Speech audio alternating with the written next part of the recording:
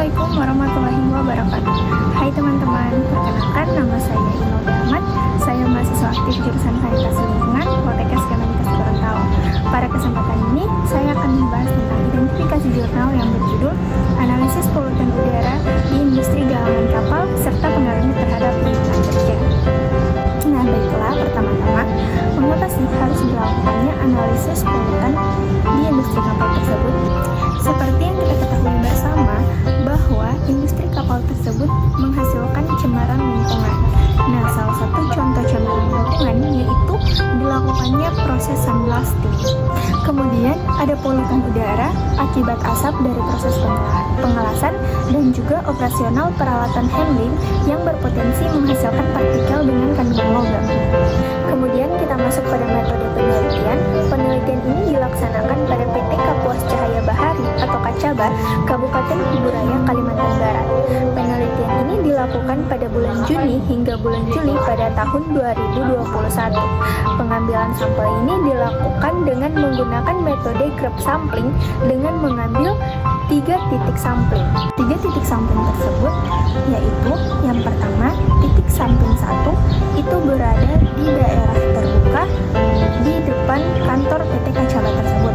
Kemudian titik sampling 2 yaitu berada di area graving dock di mana proses pengelasan dan sandblasting dilakukan. Kemudian titik sampling ketiga yaitu di jalur dari arah graving dock menuju ke Sungai Kapuas. Pada penelitian ini, parameter yang diukur ada 6 parameter, yaitu karbon monoksida, sulfur dioksida, nitrogen dioksida, partikulat material kurang dari 10 mikrometer, partikulat material kurang dari 2,5 mikrometer, dan total suspended particulate atau TSP. Lalu kita masuk pada hasil penelitian dalam jurnal ini. Yang pertama, bisa dilihat dalam slide, yaitu tabel hasil pengujian kualitas udara. Dapat dilihat pada tabel ini, di situ ada standar baku mutu. Standar baku mutu ini diambil dari Peraturan Pemerintah Republik Indonesia Nomor 22 Tahun 2021 tentang penyelenggaraan perlindungan dan pengelolaan lingkungan hidup.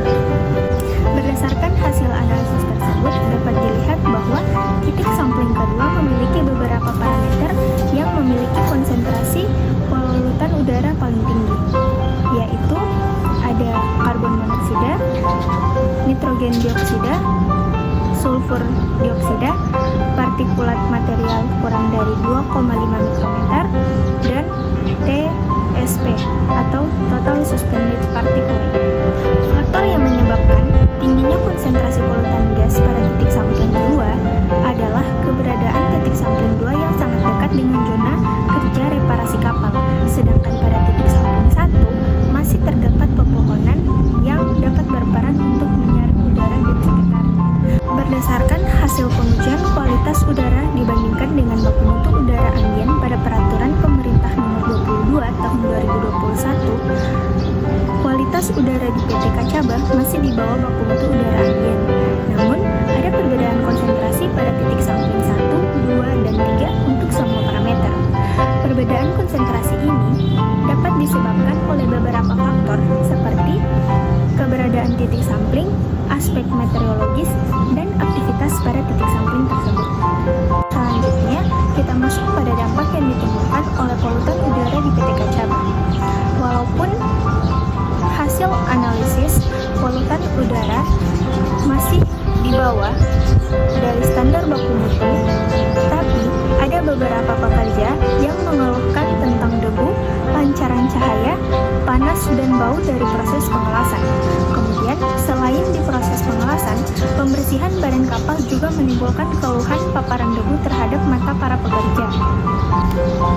Kemudian, dampak terhadap lingkungan. Nah, beberapa pekerja menuturkan bahwa ketika proses sandblasting dilakukan, ada banyak debu yang menempel di pepohonan. Yang terakhir, kita masuk kepada solusi. Yang pertama yaitu penggunaan APD pada saat bekerja. Nah, contohnya pada proses pengelasan, pekerja diwajibkan memakai masker agar mencegah pekerja dari paparan partikel dan gas yang dihasilkan dari aktivitas reparasi terhadap saluran pernapasan. Kemudian Kemudian yang kedua yaitu pekerja tidak berada di lingkungan pekerjaan. Nah, yang dimaksud di sini bahwa ketika melakukan sandblasting, pekerja yang tidak melakukan pekerjaan itu tidak berada di area sandblasting karena untuk menghindari paparan debu yang dihasilkan oleh proses sandblasting. Debu yang dihasilkan dari proses ini cukup banyak, sehingga para pekerja sandblasting dilengkapi dengan baju khusus untuk menghindari resiko seperti paparan debu yang berbahaya bagi mata, pernapasan, serta kulit. Kemudian yang terakhir ada penyediaan blower. Nah, sebenarnya pada PT KCB ini telah dilengkapi dengan blower, tapi hanya terdapat satu blower saja. Jumlah ini belum memadai karena pada bagian pengelasan dapat dikerjakan dalam beberapa titik dan dalam waktu yang sama, sehingga akan ada bagian pengelasan yang tidak menggunakan blower.